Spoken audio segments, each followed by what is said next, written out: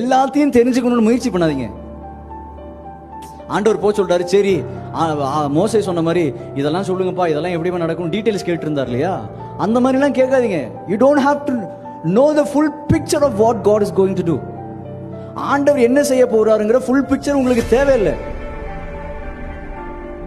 ஒருவேளை ஃபுல் பிக்சரை கொடுத்துட்டாருன்னா உங்களுக்கு விசுவாசம் தேவையில்லையே. ஆண்டவர் ஏன் ப்ளூ பிரிண்ட் கொடுக்காம இருக்காரு?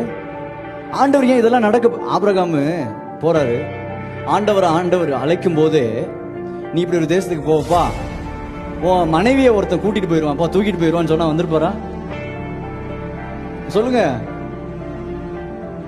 நீ போறப்பா, நல்லா ஜாலியா போ. ஆனா நீ போற தேசத்துல அங்க இருக்கிற ராஜா என்ன பண்ணிடுவான், உன் மனைவியை தூக்கிடுவான். இப்ப முடிவெடு, போறியா இல்லையான்னு கேட்டா ஆண்டவர் நான் போலன்னு இருப்பான்.